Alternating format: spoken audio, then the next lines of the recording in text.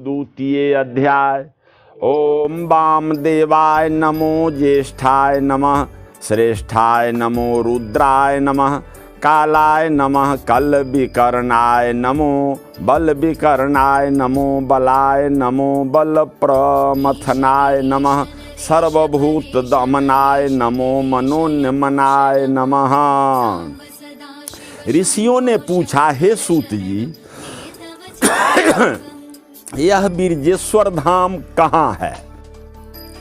श्री गणेश जी का आदि स्थान कैसे हुआ? वहाँ श्री लक्ष्मी नारायण क्यों रहते हैं? श्री राम लक्ष्मण जानकी वहाँ कब गए थे? और क्लिष्ट कर्म करने वाले वासुदेव श्री कृष्ण को राधा के साथ वहाँ रहने का क्या रहस्य है? और हनुमान जी का कैसा नाता है? आप इस लोक के महान पातकों के नाश करने वाली एतद संबंधी संपूर्ण कथा बताने के योग्य हैं। सूत जी ने कहा, हे ऋषियों, ब्रह्मा जी के दिन को कल्प कहते हैं। दिन भर सृष्टि का कार्य चलता है और रात्रि काल में महाप्रलय हो जाता है। प्रत्येक कल्प के अलग अलग नाम हैं। भवोद्भव, तप, भव्य, रंभ, क्रतु, ऋतु, बहिव, हव्यवाह, साबिज, शुद्ध, उसिक, कुशिक, गंधार, ऋखभ, खडज, मल्लाजीय,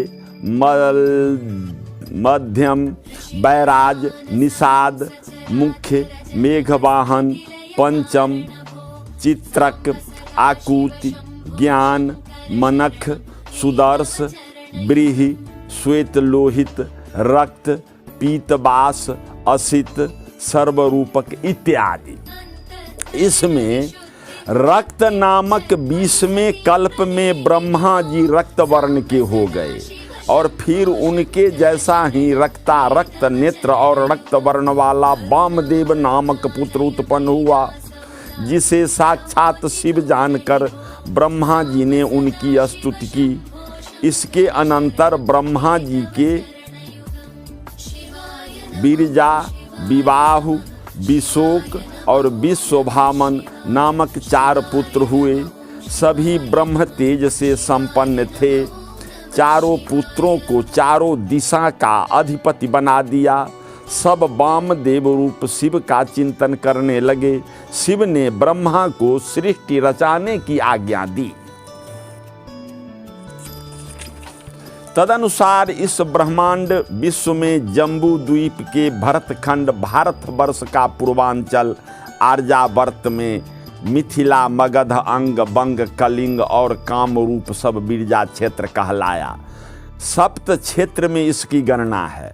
भारत में सप्त क्षेत्र प्रधान हैं: प्रभास क्षेत्र, भृगु क्षेत्र, रेणुका क्षेत्र, कुरु क्षेत्र, शुकर क्षेत्र, हरिहर क्षेत्र और बिरजा क्षेत्र। इसी को लोग पुरुषोत्तम क्षेत्र भी कहते हैं। हे शौनक जी, त्रेता युगादि की बात है। मिथिलांतर्गत गंडकी तट पर आपका आश्रम था। गंडकी नगर का राजा चक्रपाण आपके द्वारा निश्चिंत हो सूर्योपासना से सिंधु नामक पुत्र प्राप्त किया था। इसलिए वहाँ श्री सूर्योपासना प्रधान पर्व है। दर्पोण्यमत सिंधु के आक्रमण से हाहाकार मच गया था। महर्षि गौतमादि के आग्रह पर गण समेत भगवती पार्वती के साथ भगवान शंकर त्रिसंध्या क्षेत्र यानी त्रिभुक्ति, तिरहुत जिसे कहते हैं, में गए थे। उनके द्वार पर बहुत भांग था, इसलिए वह स्थान दरभंगा कहाया। वहीं भाद्रपद शुक्ल चतुर्थी चंद्रवार स्वाति नक्षत्र सिंह लग्न में गणेश अवतरित हुए थे। आज तक मिथिला में चतुर्थी व्रत प्रचलित है। बाल्यावस्था में गणेश ने मोरवन यानी मोरवा में अंडा से उत्पन्न विशाल मयूर को वाहन बनाया। जिसे मयूरेश्वर कहाए। मयूरेश का 7वां वर्ष प्रारंभ हुआ तो माता पार्वती ने अपने प्राण वल्लभ श्री शिव जी को बालकों के उपनयन संस्कार करने की प्रेरणा दी। भगवान शंकर ने गौतमादि ऋषियों को सादर आमंत्रित करके विधिवत कार्तिक और गणेश को यज्ञोपवीत कराया। परंपरागत आज तक श्री बिरजेश्वर धाम में उपनयन माने जनेऊ संस्कार होता है। 12वें वर्ष में मयूरेश ने कमलासुर से युद्ध किया। उसके बाद महादैत्य सिंधु से युद्ध हुआ। बहुत दैत्यों के मरने पर सिंधु लड़ते लड़ते दक्षिण सिंधु तट तक चला गया।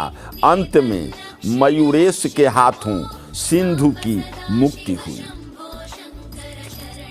सभी देवता मयूरेश्वर यानी गणेश की जय जयकार करके वहाँ पुष्पों की वृष्टि की।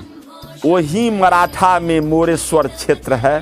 देव ऋषि नारद जी द्वारा शील गुण संपन्न 2 कन्याएं सिद्धि और बुद्धि से गणेश को विवाह हुआ।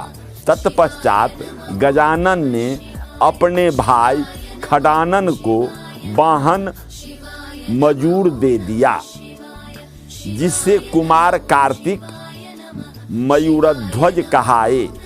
गणेश स्वयं अपना वाहन मूषक को बनाया, जो क्रौंच नामक गंधर्व से शापवश मूषक हुआ था। वही मूषक घरारी जो अभी मुसरी घरारी है से पश्चिम ब्रह्मणस्पति श्री गणेश का आदि स्थान बिरजपीठ ब्रह्मवाना में श्री बिरजेश्वर धाम विद्यमान है। सिद्धि बुद्धि पतिम वंदे ब्रह्मणस्पति संगीतम मांगलेशम सर्वपूज्यम विघ्नानां नायकम परम।